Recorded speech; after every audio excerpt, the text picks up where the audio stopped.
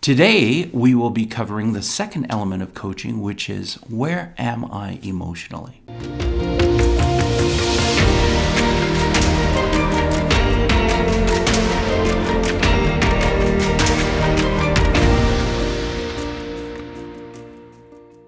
Hello, my friends. How is everybody? I hope everyone is doing well. And I am doing fantastic. I'm super excited about today because we're covering the second element in your coaching process, which is answering the question of where am I emotionally? Now, I do need to clarify some things. I've been doing some coaching over the last couple of weeks, and it's been fantastic to meet you and to talk to you and to hear what's going on in your families and then to provide avenues for you to use in order to help your child. So thank you for those of you who've reached out for coaching. And if you haven't already and would like, please reach out to us and register for a free 15-minute session and be happy to answer questions. During this process of coaching, there was some questions about the teaching family model, which is what we use, and this coaching approach. So the teaching family model is actually the core and the basis of the skills that you need in order to effectuate change in your child. The skills that you need to teach to change and to shape behaviors. Everything. That is the core, that is the essence, that is the focus of what we do. Now, the coaching part of it is a map, and that's to help you ask questions to assess where are you, where's your child, and how do we implement those skills and teach them effectively so we can see the change happening. So I just want to clarify those two things. The skills is where you are going to see the change. And the skills come from the teaching family model. And again, this model is being used worldwide by agencies, professionals, therapists, by parents who are trying to help their children shape and change their negative behaviors. Okay, so the skills, those are the meat and potatoes of what we do here, and those are the skills that you will find on the Smarter Parenting website. Teaching family model, super, super important. The coaching elements that we've been talking about, there are 5 questions that you should ask yourself, are actually a roadmap for you. If you're using these skills, what are the questions you should be asking yourself to guide you along and to teach these skills effectively so you can see the change? So I just needed to clarify that because I think it's super important for parents to understand that concept, specifically that it is the skills themselves from the teaching family model that you will see changes start to happen. And then the coaching elements are for you as a parent to implement so you know how to do it, how to do it on your own. Because my goal in doing the podcast and the creation of the Smarter Parenting website is actually to help parents be able to implement these things on their own in their home, right? I don't want to keep anything a secret from anybody. In fact, I just want to share everything that I've learned over the years and also that others have learned over the years using this model. It's super, super effective, the model itself. Okay?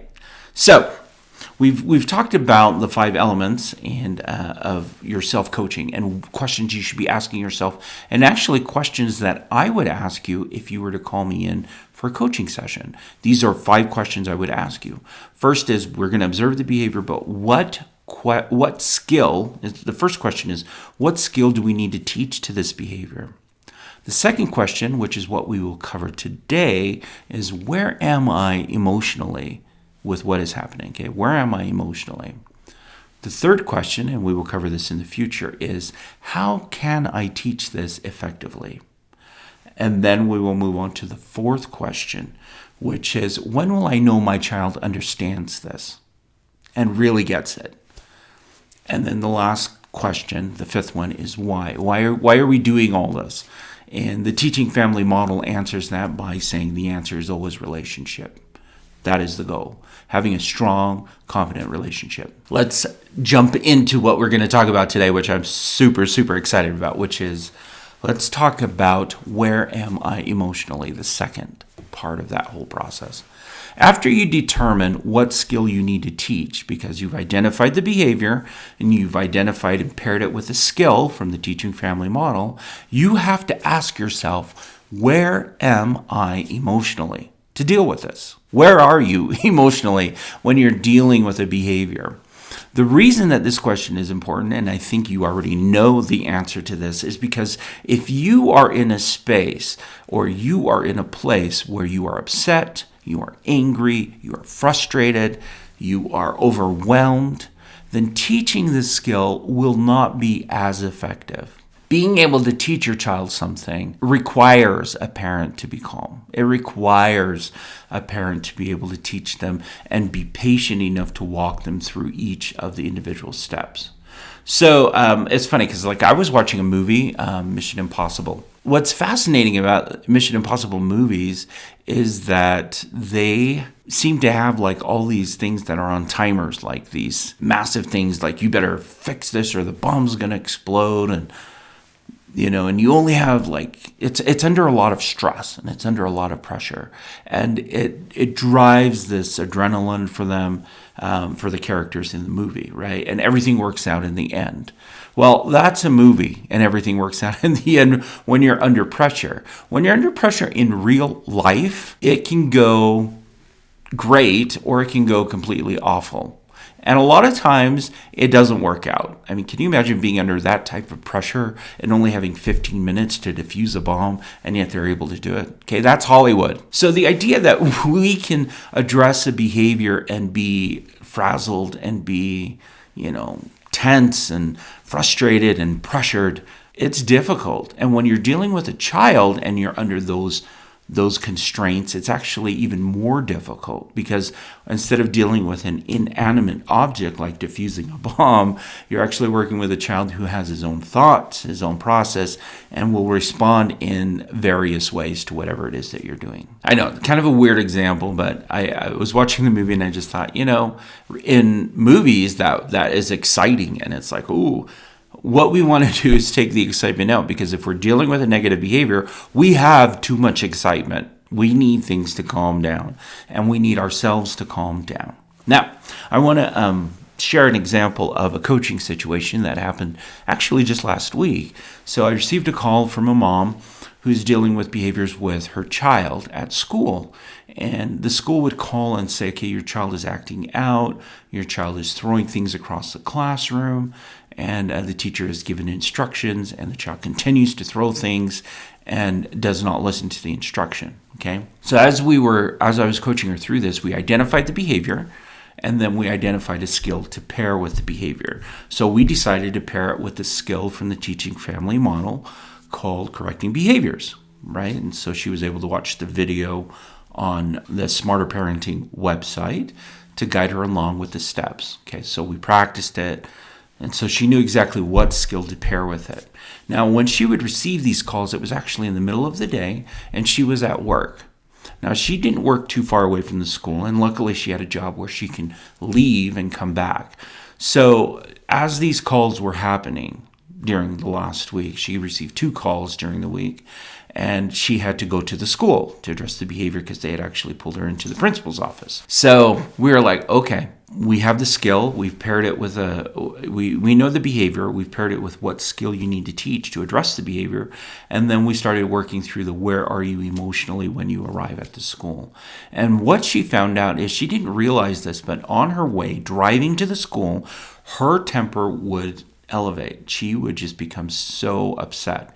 Now, when she got to the school and she'd meet with the principal, things escalated even more internally. Now, they didn't manifest according to her in her presentation. So she was able to appear calm and communicate, but inside she was overwhelmed, frustrated, and upset, as any parent would be if they had to leave their work to go address a behavior. What we did was we had to get her to a place where she could calm down before she actually saw the child and started teaching to the behavior. So we decided on a few strategies to help her calm down, but she had to ask the question of where am I emotionally when I'm going to be teaching this child this skill. One of the things that we did was I suggested that on the drive over she listen to a very specific type of music that would help calm her down, and we also worked through some breathing exercises to help relax her body before she entered the room to communicate with the principal. We also worked on some breathing techniques that she could just use while speaking to the principal and speaking to her child as she's teaching. This happened twice, again last week, and the first time it was a struggle for her to implement those things because, it was the default was to be upset and get there and be super upset. However, we worked through it, and she had to continually ask herself, where am I emotionally? And what she found was when she approached her child with a more calm and a more peaceful presence, her child actually responded better. So the child was receiving a lot of the frustration and anger from teachers and from principals. Rightly so. Their role is to protect the class and be sure everything is safe and a good learning environment. And so they were working with this behavior, and this child was reacting to that. But when the mom came in, it was almost like this shift. And this is how she described it.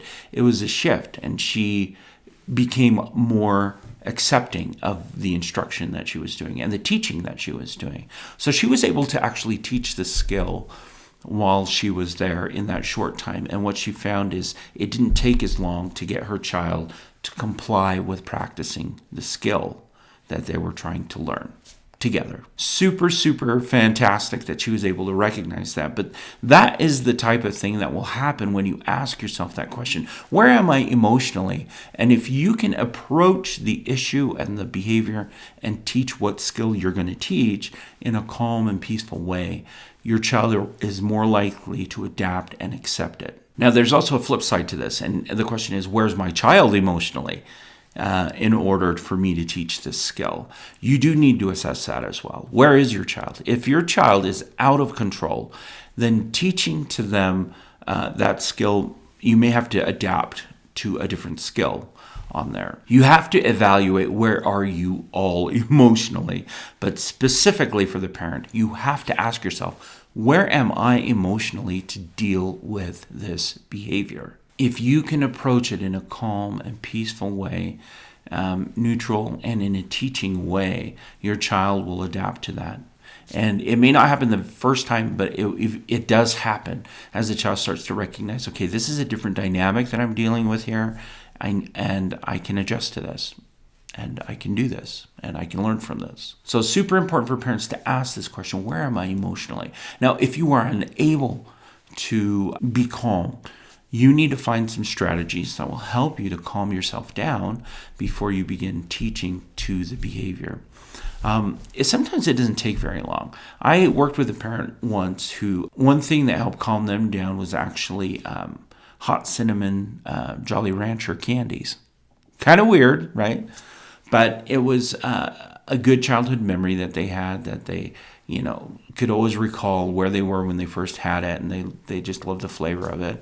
So what we did is I recommended that the parent keep it in their pockets, and then they could pop one in when they were feeling frustrated. And as it dissolved, the heat from the cinnamon flavor dissolved, they just imagine that their temperature and their anger would actually decrease as well. I know it sounds super weird, but we all have different things that help us to calm down. And some of them will take like breathing exercises like the mom, and some will take like really quick things like, just some type of sensory change will do that. So being able to taste the cinnamon and then feeling it dissolve in your mouth and then calming down by the end of that. We all have different coping skills and different things that actually help us realize how to calm down. And we can implement those things in order to help you get to a point where when you're teaching, you can answer this question, where am I emotionally? You can answer that by saying, I'm okay, I'm calm, I'm relaxed, I can do this, I can teach the skills effectively, step by step, instead of approaching the situation like you would a Mission Impossible movie, where you're trying to diffuse all these things all at once and it's super frustrating. Remember, that works well in movies because it's scripted, but it's not real. Okay. So you want to approach things in a very calm and systematic and plotted, planned out way. That will be the most effective for you. Now, I did work with a father once who had a teenage son. He was a single father. He had a job that required a lot of manual labor. And so he came home exhausted from work. He was super tired. And then he was dealing with his son who had behaviors at home, just really struggling at home. And so he came home and he needed some time to decompress before he could address any of those issues. However, when he was coming home, as soon as he opened the door, he was met with behaviors that he needed to correct. And so what he found was he'd go to work and it would be high stress, and then he would go home and high stress, right? Which actually caused him to shut down. And where he would shut down was actually at home because there was a lot more leeway. He couldn't shut down at work because he would lose his job, but he chose where can I shut down for a little bit to kind of decompress and actually, get the energy to deal with what's happening. So he would do it at home, and unfortunately that escalated the behavior in his son. We talked about that, and we talked about where are you emotionally when you are at work, and how can we decrease some of that there, some of the things that are happening at work to help let off some of that steam. And then how can we continue to do that on your way home? How can we do that at home? So instead of approaching it with just one systematic thing that we can try, like breathing and so forth, we actually try to implement different things he could do throughout the day that would help him decompress. One thing was going out for coffee. He loved to go out for coffee in the morning. But he had a very specific place that he would go and get his coffee from. So he would fill up for gas. He'd usually grab a donut and a coffee. And so we almost created this routine where he could ask himself this question all day: where am I emotionally? And then he would do things throughout the day that would help to calm him down. So he would get a coffee in the morning. Then in the afternoon, he would treat himself to something else, for lunch. Something that he would look forward to. So it took a little bit of planning on his part. So instead of just throwing whatever or buying whatever sandwich, he actually planned out a reward that he could get for himself during the middle of the day and then the evening. We're all different. All parents are different. We all adjust to things very differently. And we need certain things to motivate us and to help us make it through our day. I think I know a lot of parents who use Diet Coke. They need some Diet Coke throughout the day in order to function, and that's a way of helping them to replenish. Now, I'm not saying food is the only way that you can do this, but these are things that I've heard from parents over the years of ways that they can deal with things that are highly stressful to help them bring them back and calm down or refocus or, some sense of comfort for them. So with this father, we implemented things he could do throughout the day in order to help him when he got home be in a more resourceful place. Now, it wasn't perfect for him. However, over time, he was able to develop a routine that actually made it more possible for him to teach when he was home. What would happen before is he would come home, he'd get frustrated, he would yell, ground his son, and then he would just disappear into the couch and watch a TV show and just avoid everything and then start the day over. Over time, that built up more frustration and more tension in the home, which is why I was called in to help work through some of these issues. So these are techniques that we use, but the purpose, and this is again something that I emphasized at the beginning, the purpose of all of this is actually so we can pair a skill with a behavior so we can change the behavior so everything else is working better in the home and with your children. Super, super important question for parents to ask. And it's one that I recommend most parents ask multiple times throughout the day, because your child may misbehave, but sometimes that behavior sticks with parents and they're thinking about it all day long. And they're worried about it reoccurring all day long. So assess yourself. Ask yourself that question. Where am I emotionally? What can I do to calm myself down so I can deal with this? Teach a skill to this behavior in the most effective way possible. Right? So, super, super important. Now, if you call me up for a coaching session and we go through a coaching session, I will be asking you these questions. I will be asking you, okay, you're telling me the behavior. What skill do we need to teach to correct the behavior? Then I will follow up with, where are you emotionally? That's the second question I will ask you. Where are you emotionally to teach what we've decided you need to teach to correct the behavior, right? Once we get you to a point where you can be calm and collected and resourceful, then we will move on to the other elements of this coaching pattern. So I will be asking you these questions. After that follows the how. How are we going to teach this? Will we use a game or an activity? Will we sit down and talk about it? Will we do an example? What are we going to do? How am I going to teach this effectively? Because all children learn differently. The fourth question I'll ask is, when will you know that they understood it completely? And when will I know that they've grasped the concept? And then the last one again is why the relationship. So that's it for me for this week. Remember, you have to do some self-assessment. You have to ask yourself, where am I emotionally to teach this skill to my child, right? Also ask, where's my child? Is my child in a place where they can be taught? Sometimes they will be, sometimes they won't be. And you can teach sometimes to both, but you have to be sure that you are in a good place yourself. So thank you again for joining me. If you haven't signed up for a coaching session, please do. I would love to hear from you. I'm learning a lot from you, and obviously I'm sharing a ton of information from here at Smarter Parenting and from other professionals who have been using this model, the teaching family model, for over 50 years with various populations around the world. Super excited for what is to come. I'm super excited for what this podcast is actually transforming to be. As I continually coach, we're starting to find some very nuanced ways to reach out and share this with you in very, very profound and concrete ways that you can learn and do on your own. We want you to be successful. We want your children to be successful. And we're looking forward to helping you get to that point. All right? All right, I will see you again next week. Be sure to subscribe and leave us a 5-star rating if you're listening on whatever application that you're listening to this podcast at. And share it with a family or a friend who is dealing with children who struggle with ADHD, or with somebody who doesn't understand what it is you're going through, so they can understand it a little bit better. All right, that's it for me, and I'll see you later. Thanks, bye.